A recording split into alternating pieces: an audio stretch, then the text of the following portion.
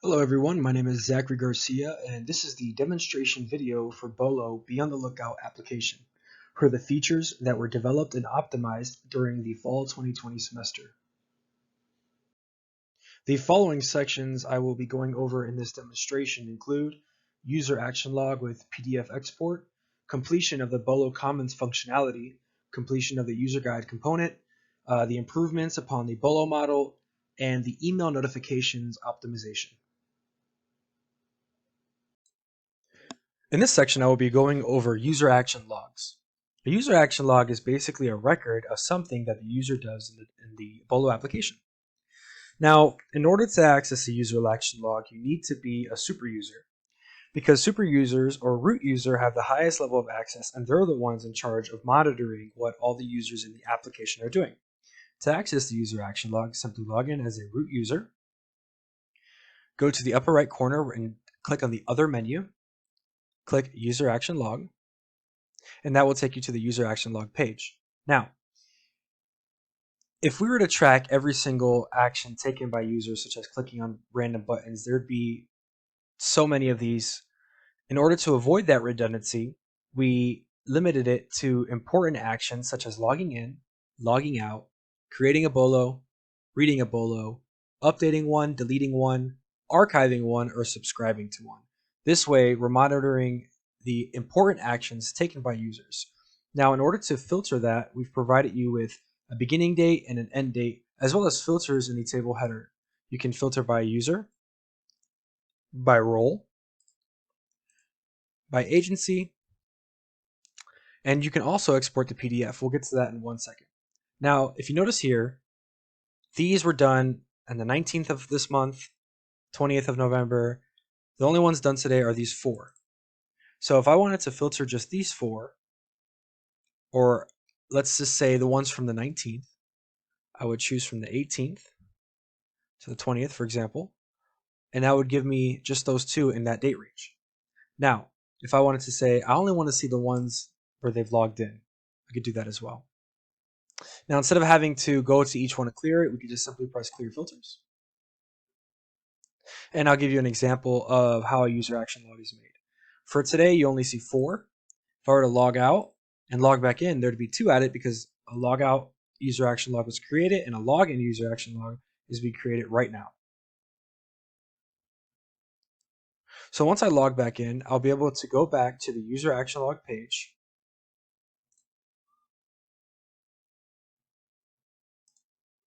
And I'll be able to see the ones that were just created. Now, if I were to go to a BOLO and create a BOLO, that one would be registered as well. So let's do that. Let's put that a BOLO was done today at 9 a.m. And let's say it was a robbery BOLO. And let's say robbery in Miami. Let's give it a second. Now, if I go back to user action log and I filter by BOLO create, it'll go to the one. We only created one today so far. So if I click on BOLO create, it'll take me to that robbery in Miami. And that's the reason why it's blue, to take you to that specific one. So if I click on that, it'll take me to the BOLO at hand. And it'll populate the information, robbery in Miami. If I go back, and I only wanted to see that one again, BOLO create,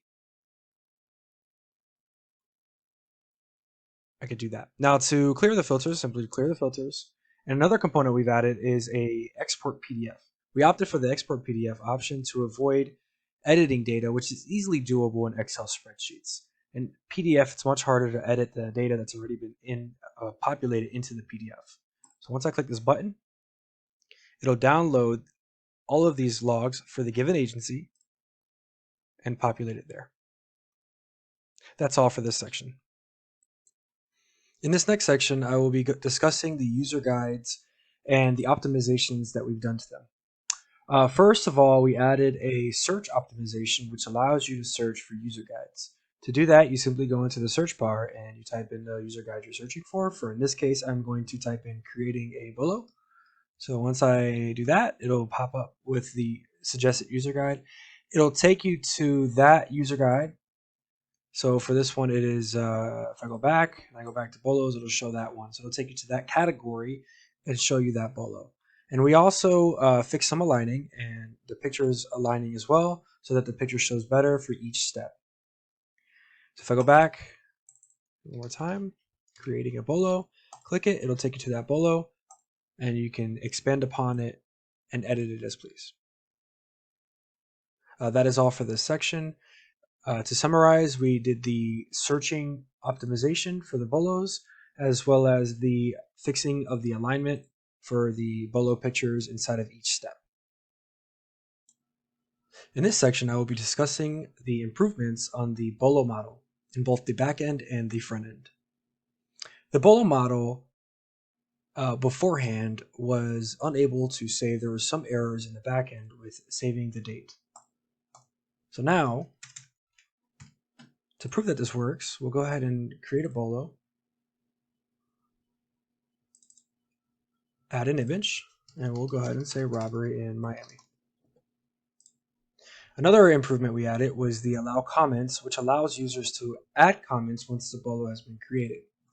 Once we click save and we go back to bolos, we can see that the bolo has been created successfully. Another change that we made to the bolo model is that when a user clicks update, we have the no update option. Now, what this is basically every single 30 days, email sent out if there is no update to the bolo.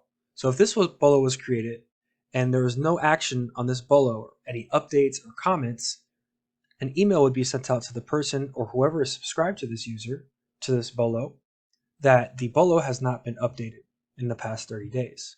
Now, if a user wishes to update the bolo but without putting any comments or actually changing information, they can just click no update to avoid getting that email.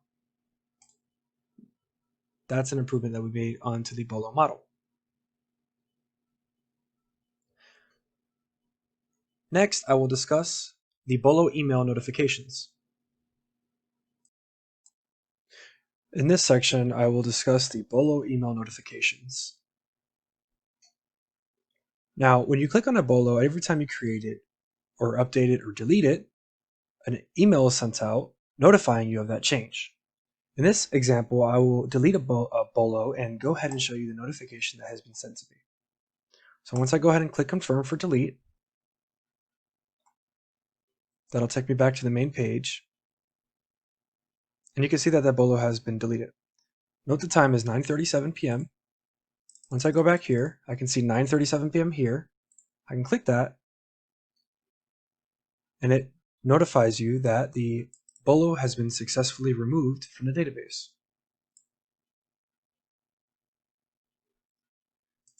In my next section, I'll go ahead and show how to make comments in the comments functionality that we added to bolos.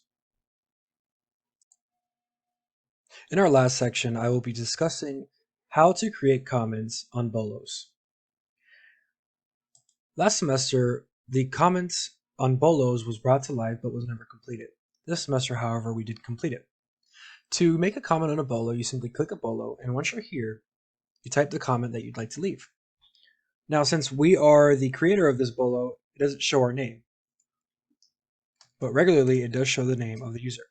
Now, once I go ahead and leave a comment, let's say this bolo was resolved, and submit it.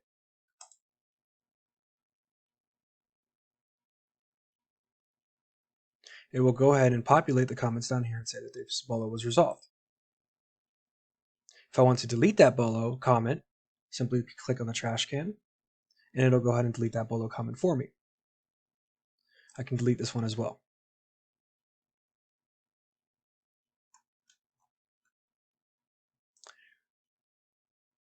So that's that. In conclusion, those are the optimizations and new features we have added for fall 2020. Thank you for joining us. If you have any questions, feel free to contact any of us at our emails below. Thank you and have a great day.